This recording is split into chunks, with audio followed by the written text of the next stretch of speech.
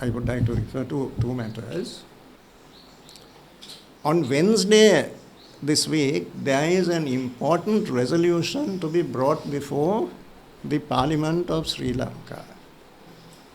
The government is introducing a motion to dismiss from his post Mr. Janaka Ratnayaka, Chairman of the Public Utilities Commission of Sri Lanka. All members of Parliament will have to decide how they are going to vote on this resolution. We have made a very clear decision to oppose this resolution. We are very strongly opposed to this resolution. The Public Utilities Commission of Sri Lanka is an independent commission. It is vested by Parliament, by an Act of Parliament, with very crucial functions and responsibilities. Electricity is a daily requirement of the people of our country. The whole purpose and object of the Public Utilities Commission is to apply scientific and technical criteria in deciding what increases, if any, are appropriate in respect of the electricity tariffs that are levied in this country. It cannot be an arbitrary or capricious decision. It cannot be a decision inspired by political considerations. It must be a decision which has to be very clearly predicated upon technical grounds. Now, when the Public Utilities Commission makes a recommendation in that way after mature deliberation, if the government gives short shrift to those recommendations and dismisses them in cavalier fashion, adopting an arrogant attitude, that is a total negation of the purposes for which Parliament established this commission and conferred far-reaching powers on that commission. We see this as one of the fundamental problems in respect of public policy in our country today. The 21st Amendment to the Constitution gives pride of place to independent commissions, but my own candid view is that there are no independent commissions in this country at all today. These commissions are independent only in name, but the executive keeps interfering in the discharge of their functions. Now, this has become the dismal fate of the Public Utilities Commission of Sri Lanka. So, we are against that.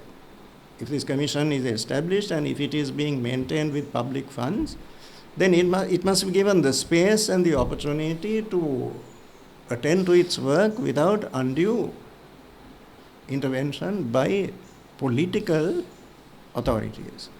So this motion is flawed from the standpoint of this basic principle.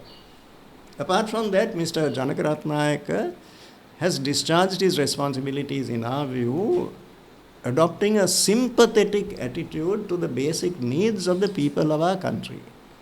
We perceive this very clearly as a matter which goes beyond individuals and hinges upon a crucial element of public policy. Mr. Janaka Ratnayaka took the position very firmly and advised the government that it would be wrong to have extensive power cuts during the time when the GCE advanced level examination was being held in this country. There were 8 or 9 hour power cuts. This makes it impossible for children preparing for this examination to do so as they would like. So he took a firm stand against that.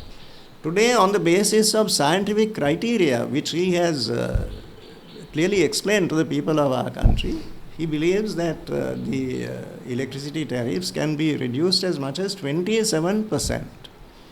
Now, the unfortunate reality today is that about 22% of consumers of electricity have had their electricity connections disconnected. And the brunt of this has been borne by the lowest income earners who consume the minimum number of units of electricity. So, if the electricity bill has gone up threefold, 300% from one month to the next month, then obviously they are not in a position to pay. And the result has been that they have to manage without electricity, which of course is one of the bare essentials of modern living. So, Janagratnaka, we are not for a person, we are for a principle. So, Mr. Janaka Ratnayaka has had the courage, the fortitude, he has had a backbone to stand for the interests of the people of our country. And it is a firm and considered view that it is the responsibility of the people's representatives sitting in Parliament to stand up for a courageous official who has acted in that manner.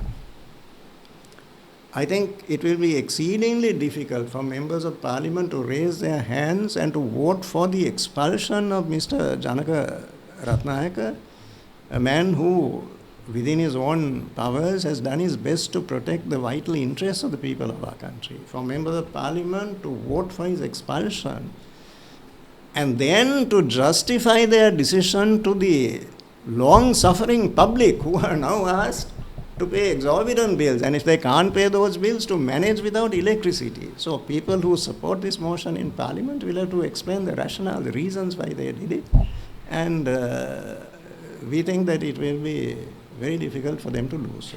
Be that as it may, our own decision, very firm, is that we will oppose this resolution for the expulsion of Mr. Janaka Ratnayaka, and when it is brought before Parliament on Wednesday, we will vote against it. One other matter, there was a meeting of something called the Mahasabha of the Sri Lanka Podujana Peramuna on Saturday, the 22nd of April this year.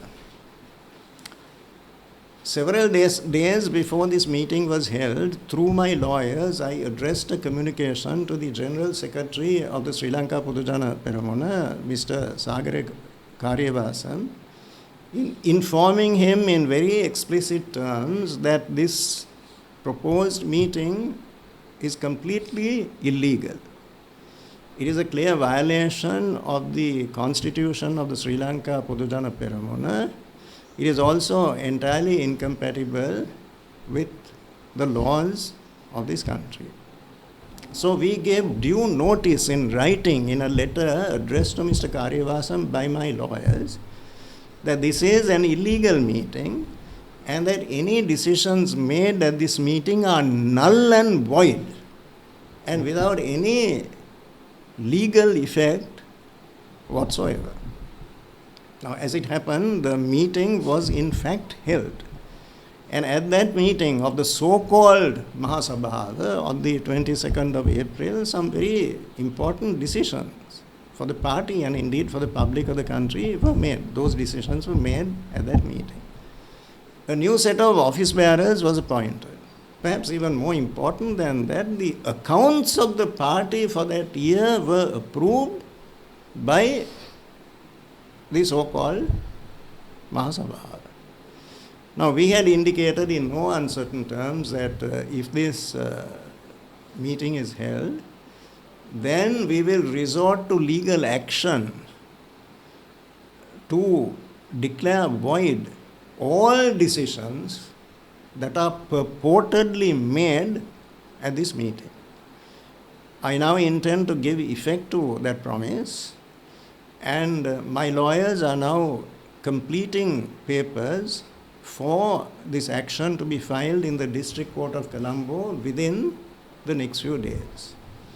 The papers are being prepared on the directions of Mr. Romesh De Silva, President's Counsel. That process is now nearing its completion, and as soon as possible within the next few days we will be filing action in the District Court of Colombo for a declaration to the effect that this meeting is unlawful, unconstitutional and invalid, and that all decisions made at that meeting are without any legal effect or significance whatsoever.